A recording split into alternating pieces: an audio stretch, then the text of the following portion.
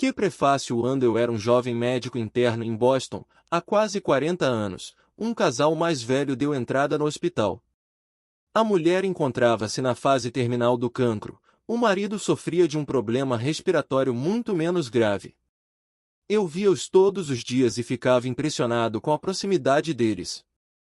Ia ser muito difícil para o marido quando ela partisse. Os dias iam passando. Ela entrou num rápido declínio. O problema do marido, embora não constituísse risco de vida, resistia obstinadamente ao tratamento. Por fim, tive de lhe dar a notícia de que a sua mulher tinha morrido durante a noite. Ele assentiu com a cabeça, e só se podia imaginar a dor que a escondia. Esperava despedir-me dele dentro de poucos dias, mas algo de incrível aconteceu. O estado dele piorou, depressa passou a crítico e, passados 3 dias, estava morto. Perplexo, procurei o meu supervisor, que tinha décadas de experiência em cuidados hospitalares, que me disse, não entende? Ele estava pronto para morrer. Seja como for, tinha de partir depois dela. Um cavalheiro espera sempre por uma senhora. Ainda consigo ouvir dizer estas palavras, mas já não sou um jovem médico perplexo. A forma como as pessoas se relacionam com o seu corpo, onde se inclui o desconcertante território a que damos o nome de doença e bem-estar, continua a ser um mistério. Neste livro notável, Amit Goswami penetra neste mistério e fala melhor do que qualquer outro autor antes ou depois. Todos nós lhe devíamos dar a devida atenção, porque a ligação mente-corpo tem muito de promissor. Placebo, por exemplo, tornou-se uma palavra comum, mas o poder do efeito placebo ainda não foi devidamente aproveitado. Num estudo, um grupo de doentes que sofria de náuseas crônicas graves foi tratado com um medicamento que, assim lhes foi dito, era um agente para enjoos. Normalmente, num estudo com placebo, metade dos doentes seria selecionada aleatoriamente para receber o medicamento, enquanto a outra metade receberia um comprimido falso. Como esperado, mais de 30% dos indivíduos que tomaram o comprimido falso afirmaram que as suas náuseas que tinham diminuído.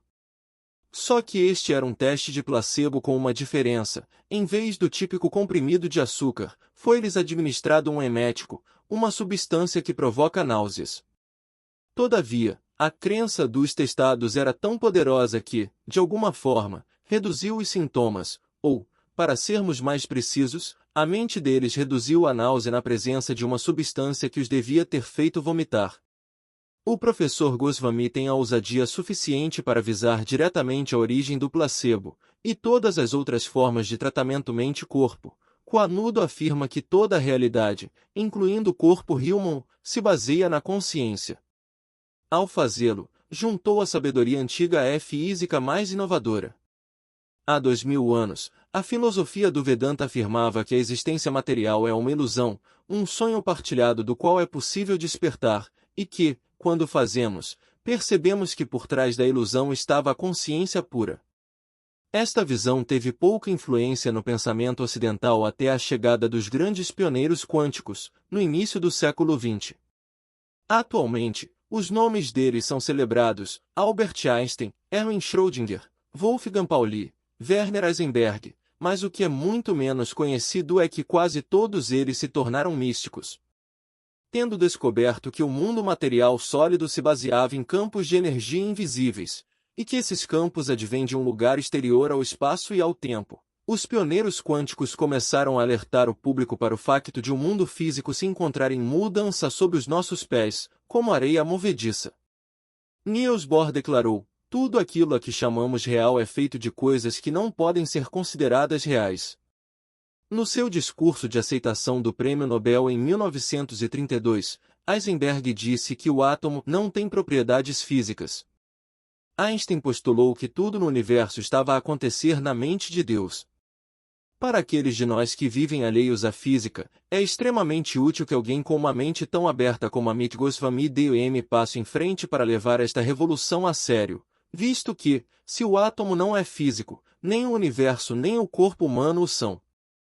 A física convencional tem largamente ignorado esta ideia surpreendente, preferindo seguir o conselho de um conhecido investigador: cala-te e faz os cálculos.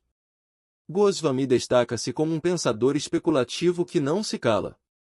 Neste seu novo livro, ele desenvolve a hipótese mais simples, porém mais profunda: se o corpo não é de todo uma coisa, até onde pode ir a medicina ao tratá-lo como algo diferente? Dif, é IDD mais o que poderá ser esse algo diferente? É aqui que dispormos de um especialista em física quântica se revela inestimável.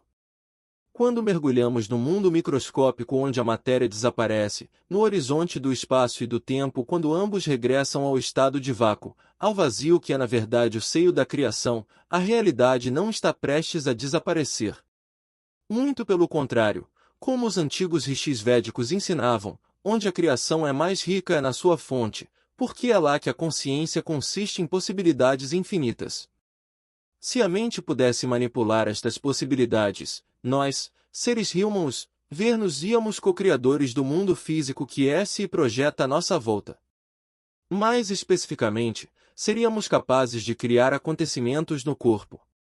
Em vez de sermos vítimas de doenças e distúrbios, poderíamos regressar a um estado de equilíbrio saudável e de vitalidade. 40 anos após o início da revolução mente-corpo na medicina, não restam dúvidas de que existem ferramentas físicas para conectar a mente e o corpo. Uma verdadeira montanha de pesquisas sobre moléculas mensageiras revela que a mais ínfima atividade do cérebro é traduzida em substâncias químicas que transmitem essa mesma atividade a todas as células do corpo. Graças a centenas de milhares de receptores locais, presentes na membrana externa de cada célula, não temos dúvidas de que as qualidades anteriormente atribuídas apenas ao cérebro, incluindo a inteligência e a percepção consciente, são partilhadas com o resto do corpo.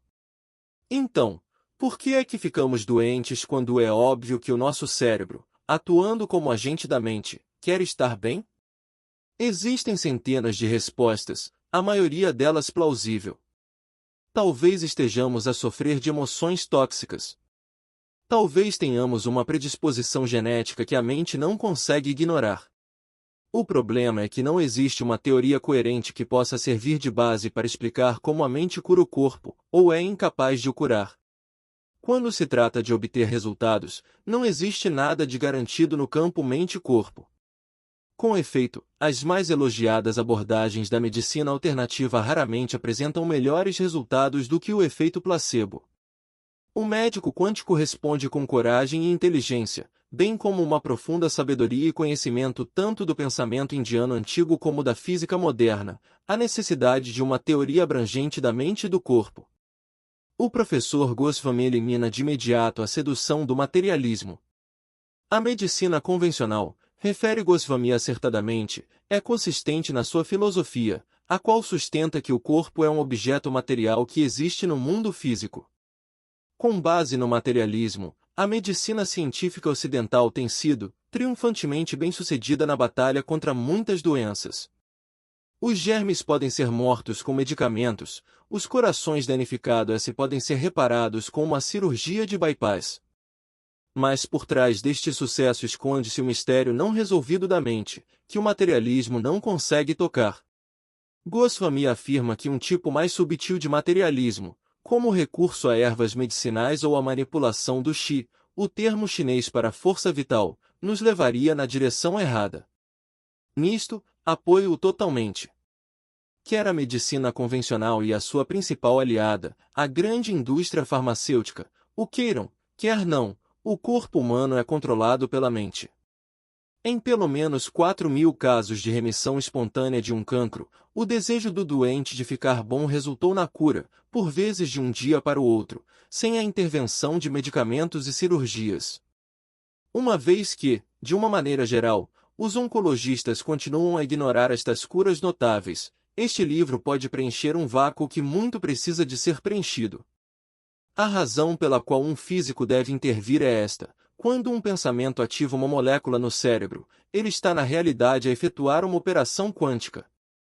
Uma molécula, por exemplo, de dopamina ou serotonina, surge do nada, e a combinação de milhões destas moléculas torna-se a réplica física de pensamentos, intenções, desejos, vontades, esperanças e sonhos. O que acabei de dizer é um facto literal. Se considerarmos alguém que sofra de transtorno obsessivo-compulsivo, TOC, o tratamento padrão é um medicamento como o Prozac. Num eletroencefalograma, é possível observar a área do cérebro desequilibrada pelo TOC a começar a comportar-se de um modo mais normal. Todavia, ao mesmo tempo, se o doente não tomar um medicamento, mas procurar um psiquiatra, o facto de ele falar sobre o problema e identificar as raízes pessoais do TOC proporciona-lhe alívio. E, nestes casos, um eletroencefalograma revela que a mesma área do cérebro voltou ao normal. No mínimo, o cérebro funciona sob um duplo controlo, reagindo a medicamentos e também a coisas imateriais como palavras. Mas devíamos ter admitido isto há muito tempo na medicina.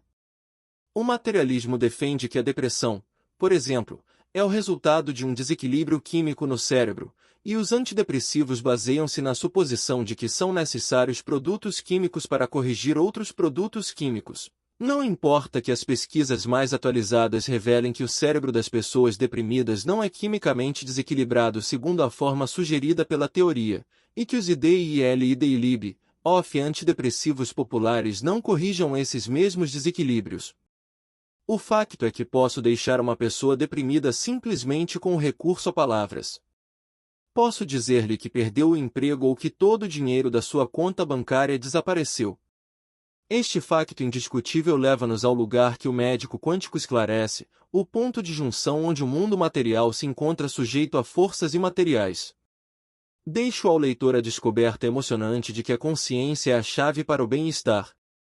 Cabe ao professor Goswami o mérito de ter eliminado a bruma intelectual que envolve conceitos mais exóticos como prana, energia vital e as bases do Ayurveda.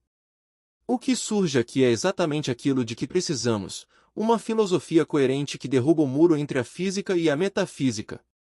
Num universo baseado na consciência, este muro nunca existiu. Na altura em que eu era um jovem médico interno em Boston, noutro hospital, outro jovem médico interno cuidava de um moribundo.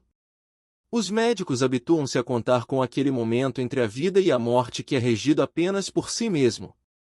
Este médico entrou no quarto no preciso momento em que o seu doente morria. Nesse instante, como se tivesse visto algo cintilar pelo canto do olho, presenciou algo tênue, semelhante a uma ondulação térmica a brilhar na autoestrada em pleno verão, a deixar o corpo do homem moribundo. Fiquei pasmo, mas sei o que vi, diria ele depois. Era a alma dele.